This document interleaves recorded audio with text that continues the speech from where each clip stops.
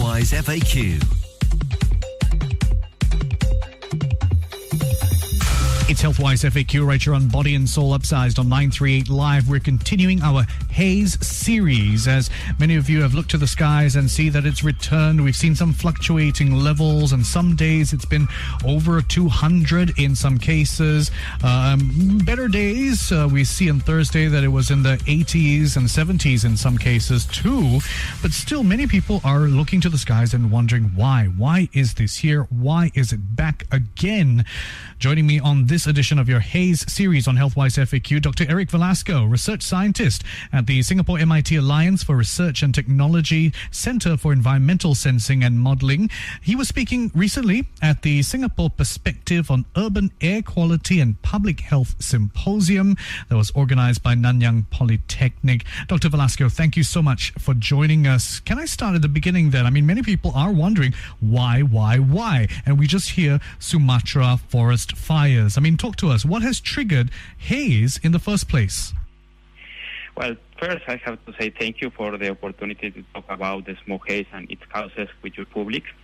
And well, many years ago, these fires were originated from natural causes. We are talking about 100 to 200 years ago. Since 60, 50 years ago, the human action, the human participation become more important, started to be very important, and from the 80s, 90s, it's really important. I would say that these fires are not originated from natural causes anymore.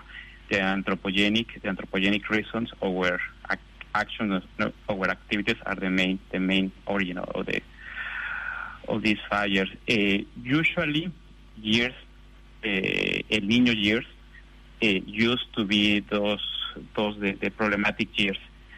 More recently, we found that it's not only El Niño. There is another climatic anomaly happening in the Indian Ocean. We call it the Indian Ocean Dipole. When both climatic anomalies happen at the same time during the same year is when really dry conditions occur in Indonesia island. That was the case of 97 and 98. The wildfires, the experience of June 2013, was not a year of El Niño, neither the Indian Ocean Dipole. This year, El Niño, we have a moderate El Niño, and it helped to create dry conditions. But nowadays, farmers with 3, 4, 5 days of dry weather is enough for them to start fires. Oh, no, it's a combination, unfortunately. But would you say that besides the environmental factors, like you said, it had its origin as a natural occurrence, but recently, of course, in the 80s and 90s, we've seen man actions taking a bigger part, some contribution from El Nino, which makes things hotter and drier. But I wonder, is man's participation probably a bigger component of the equation? Yes, exactly. Nowadays, human action is the main component. Yes. That's terrifying to know. I mean, we're experiencing haze now, but our worst memories were from 2013. How different is what we have now from 2013, where some PSI levels went over 400 in cases? Yes, that was very bad. The difference is that this year, the pollutant concentration hasn't been so high like during 2-3 days of June 2 years ago. The highest levels on this event happened on Monday at 8 o'clock. We reached a concentration of PM2.5 of 341 micrograms per meter per cubic meter. In 2013, according to our studies, according to our estimations, we found that the concentrations during 2 days were between 400 and 600 micrograms per cubic meter. That's a lot. Just to give you a point of comparison, the international guidelines, the World Health Organization recommends as a maximum a 24-hour concentration of 25 micrograms per cubic meter. In the state of California, United States, they are even more strict. The standard recommends 12 micrograms per cubic meter. That's the difference. The intensity and this year hasn't been so high, so intense, but it has been longer. This is, at least we were suffering the smoke haze for 10 days. Right. Okay. So intensity and duration in that sense. But can we expect this every year? It seems like we expect it every year now because it's just been so frequent, Dr. Velasco. Yes, it's becoming very frequently, and that's bad.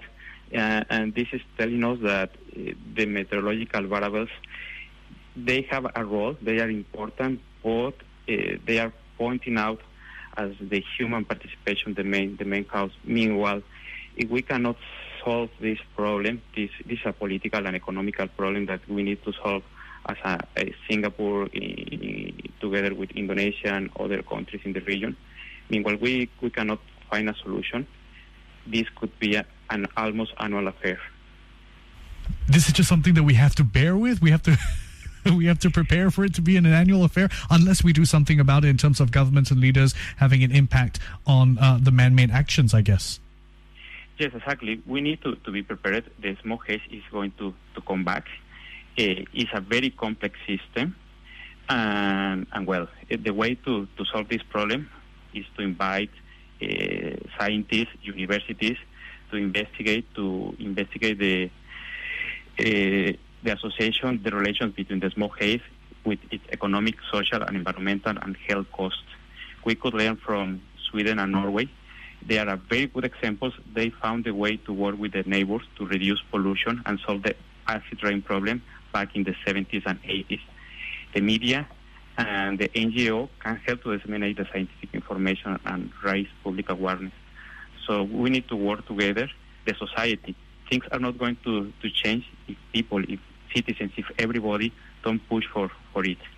Great points, Dr. Velasco. I'm sure if it is going to, we want to see the change and the change happen, but based on what we've experienced so far, concentrations and the frequency, let's say every year, in some cases, breathing it in on a regular basis, clearly not as regular as maybe some other countries, but is it going to have a long-term health impact on Singaporeans? Yes, I'm afraid that, yes, exposure, short-term exposure and long-term exposure to pollutants have consequences, have a different type of consequences. A short exposure, well, is going to produce some irritation in nose, throat, eyes. We will feel tired, and that happens when we are immediately exposed to pollutants. After 2-3 hours, our body is going to start responding with a different impact. And after 1 week, our body is going to still presenting the consequences of the exposure to that pollutant. And if this pollution, if the exposure to these pollutants becomes very frequent, we are talking of months, years. That's happening in Sumatra. If we are bad, I cannot imagine what is happening with the people over there in Riau. It must be terrible. We have the smoke haze problem here in Singapore for 2 weeks. They have to live with the smoke haze during 8 to 10 months. So those people will have very severe health problems during their whole life. Cardiovascular diseases, respiratory diseases, asthma, lung cancer, obesity, diabetes. Nowadays, the most recent findings tell us that chronic exposure to pollutants helps to reduce the size of the brain.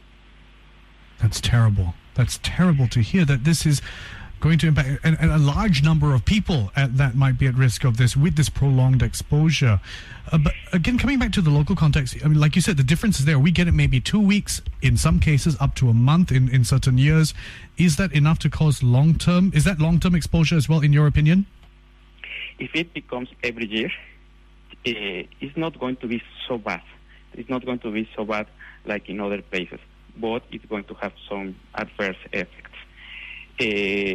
And yes, they are not going to be so severe like what's happening in Sumatra or Kalimantan with those people, but for sure there is going to have some adverse effects. What about the environmental impact, which of this, burning forest fires in the long term? I mean, obviously that can compound things and make things even worse. Yes, well, sadly, we don't have any more those wonderful rainforests that used to be there in Sumatra, Kalimantan. They disappeared. We finished it with those forests. They are not there anymore. Biodiversity, we don't know the damage we have caused to the biodiversity. When these fires occur, they not only emit toxic pollutants and toxic particles, we are also emitting greenhouse gases, carbon dioxide. Indonesia is among the top 3-5 highest contributors at global scale in greenhouse gases. And it's not because of the consumption of fossil fuels, it's because of deforestation and these fires. These fires could have a global impact, couldn't it? Yes, they have a very strong global impact.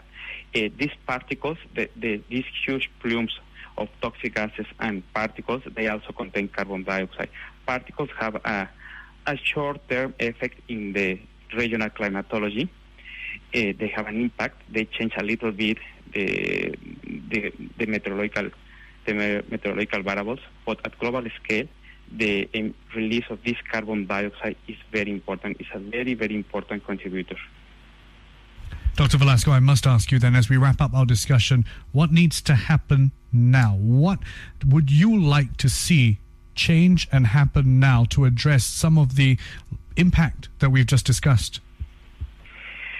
Well, we need to be prepared as a country for this, because it's going to happen probably next year, and if not, it's going to happen in 2 or 3 years, because it's a complex problem to solve.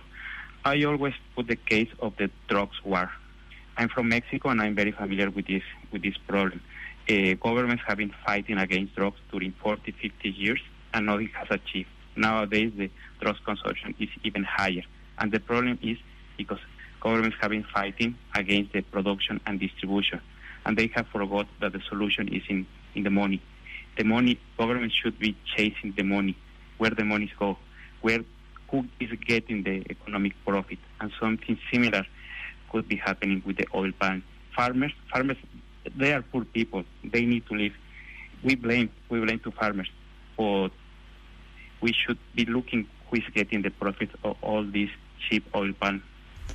Interesting points, Dr. Velasco. Thank you so much for driving that home and helping us understand the big picture and the seriousness of the issue. Dr. Eric Velasco, research scientist at the Singapore MIT Alliance for Research and Technology, Center for Environmental Sensing and Modeling. He was speaking recently, incidentally, at the Singapore Perspective on Urban Air Quality and Public Health Symposium, been organized by Nanyang Polytechnic. Thank you for joining me on this Haze special edition of Healthwise FAQ. Healthwise FAQ.